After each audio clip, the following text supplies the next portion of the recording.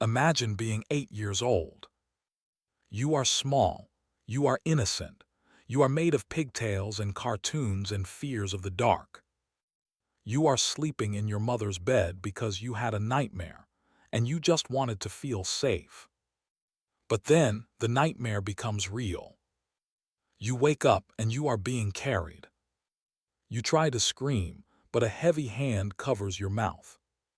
You try to fight, but you are 60 pounds and he is a grown man. Fast forward a few hours. The man is gone. The car is gone. You are lying in a field of tall grass. The Texas sun is starting to rise, baking the earth. You try to call for your mother. You open your mouth to scream, "Mommy," but no sound comes out. Only a gurgle, only bubbles of red. You reach up to touch your neck, and your small hand sinks into a gaping wound that stretches from one ear to the other. But that isn't even the worst part. The worst part is the stinging. Thousands of tiny, burning needles all over your body. You realize, with a horror that no child should ever comprehend, that you have been dumped on top of a massive mound of red fire ants. They are swarming you. They are eating you alive. You cannot move your head. You cannot move your arms. You cannot scream. In that moment, an 8-year-old girl has two choices. She can close her eyes. She can let the darkness take her. It would be so easy. It would be painless. The doctors later said she should have died right there. But Jennifer Shewitt didn't close her eyes. She looked at the clouds. She looked at the trees. And she made a promise to herself that she didn't have the words for yet. I am going to wait.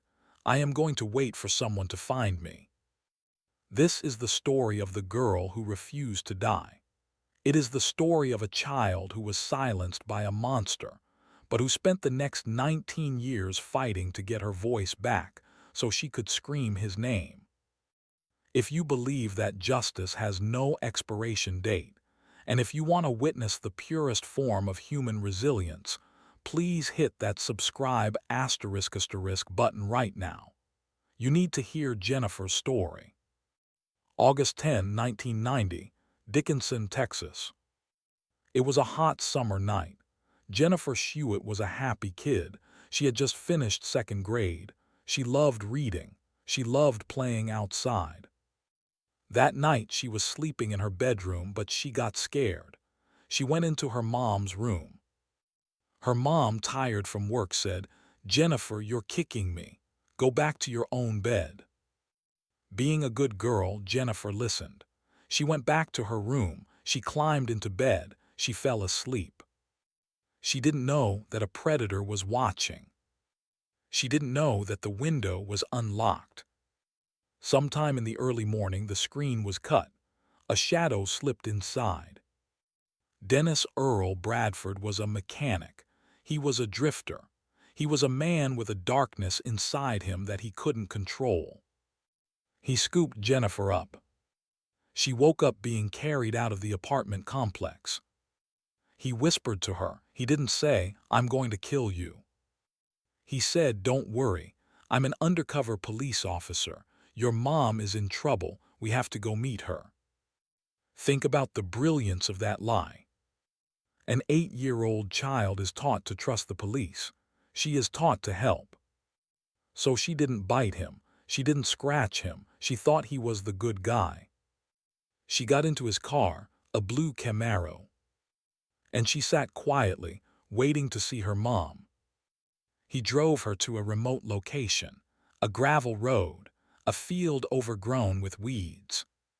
He stopped the car. Jennifer looked around. "Where is my mom?" Bradford looked at her. The mask slipped. "She's not coming," he said. He attacked her in the car. It was brutal. It was terrifying. He strangled her. Jennifer remembers blacking out. She remembers the feeling of his hands on her neck. She remembers the confusion. Why is the policeman hurting me? He choked her until she went limp. He thought she was dead. But Jennifer was a fighter. She woke up. Bradford realized she was alive. So he decided to finish it. He dragged her out of the car. He dragged her into the field. He took out a knife. He looked down at this tiny, defenseless girl. And he sliced her throat deep, from left to right. He cut through her vocal cords. He cut through the muscles. He missed the carotid artery by a millimeter. He threw her body into the bushes. He didn't check to see where she landed. He just wanted to get rid of her. He threw her directly onto a fire ant hill. Then he got in his Camaro. He drove away. He went back to his life thinking he had erased a witness. The sun came up. Jennifer woke up. The pain was absolute. Her neck was open. Her body was covered in ants. They were biting her eyes, her wounds, her arms. She tried to brush them off, but she was paralyzed by weakness. She had lost so much blood. She saw cars driving by in the distance. She tried to yell help, but only air came out. She lay there for 14 hours. 14 hours in the Texas heat. Imagine the thoughts going through her mind. Most adults would have given up, but children have a different kind of strength. They have hope. Jennifer kept her eyes open. She watched the sky change color. She watched the birds. She kept telling herself, "Mommy will come. Someone will come."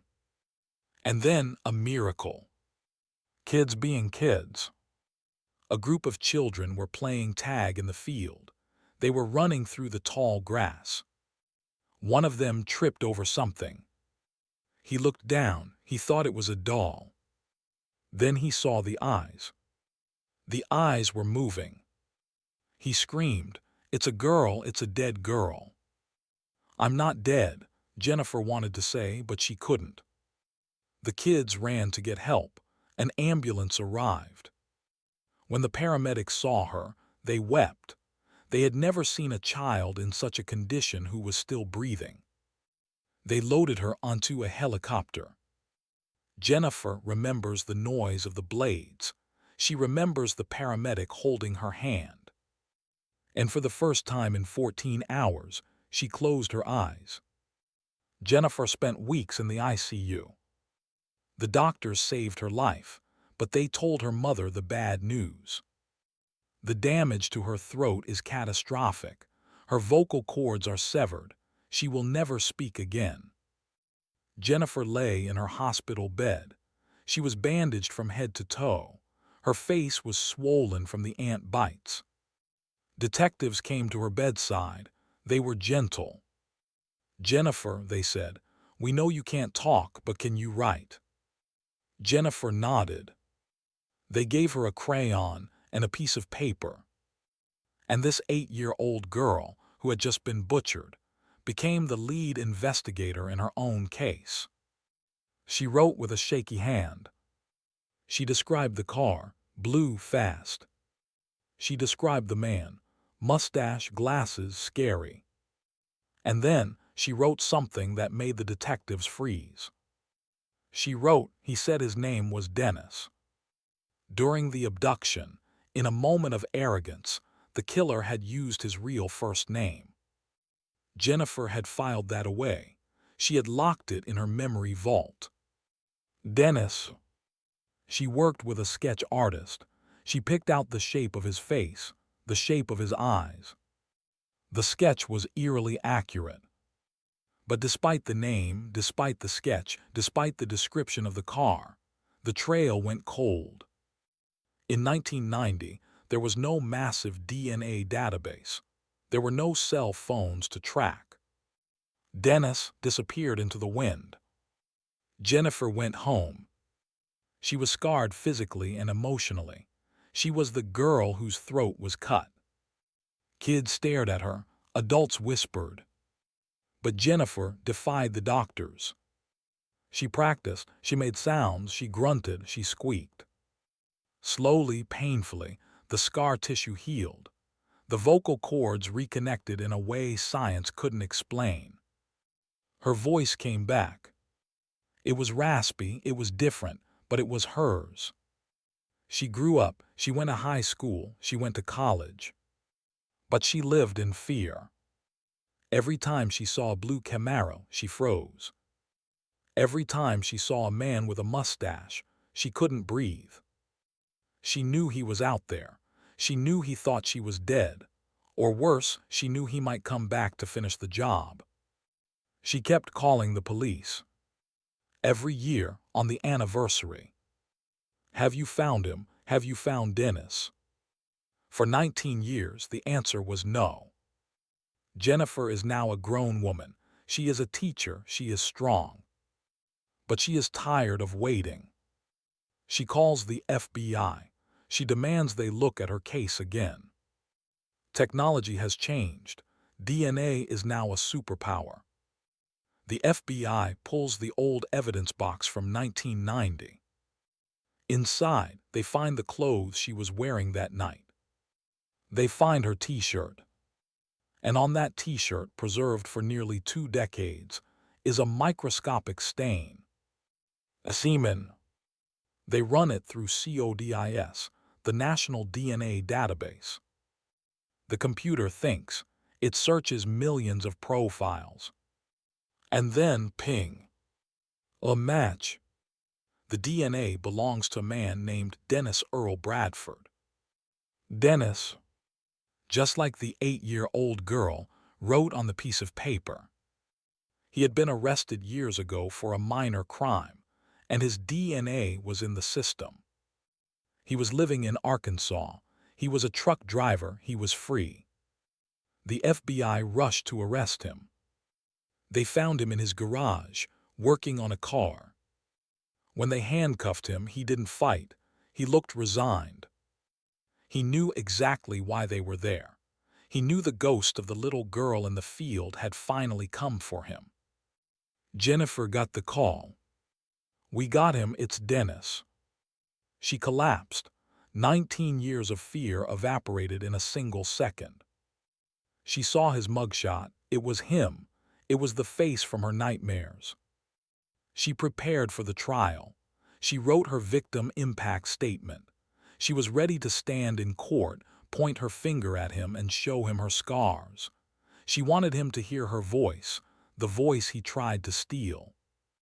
But Dennis Bradford was a coward. He couldn't face her. A few months after his arrest, while sitting in jail waiting for trial, Dennis Bradford hanged himself in his cell.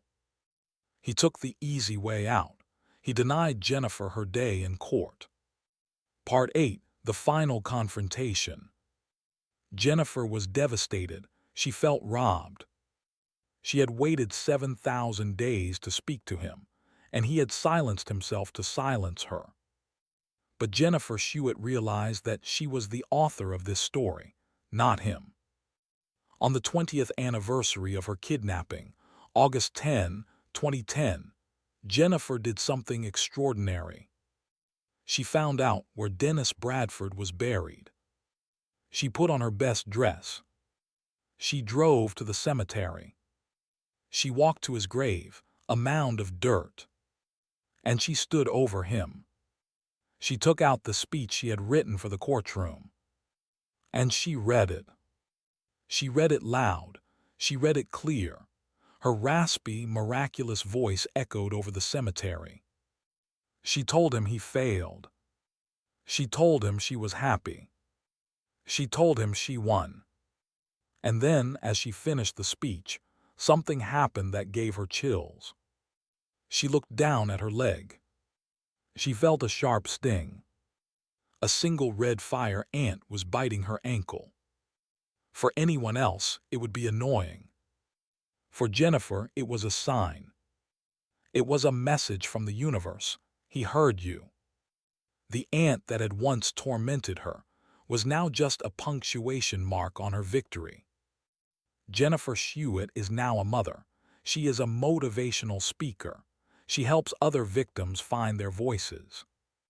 She teaches us that trauma does not have to define us. She was left for dead on an anthill. She was supposed to be a cold case file.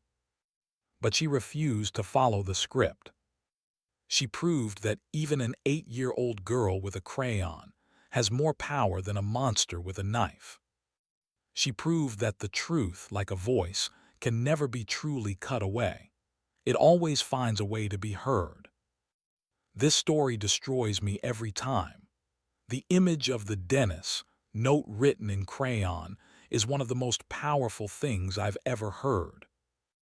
What do you think about the ending? Was the fire ant at the grave a coincidence, or was it a sign? Let me know in the comments below.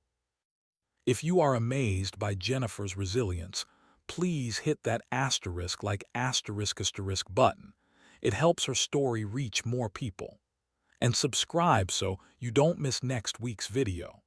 I'll be covering the story of a woman who memorized the serial number of the gun pointed at her head. Stay safe, protect the children, and never underestimate the power of a voice.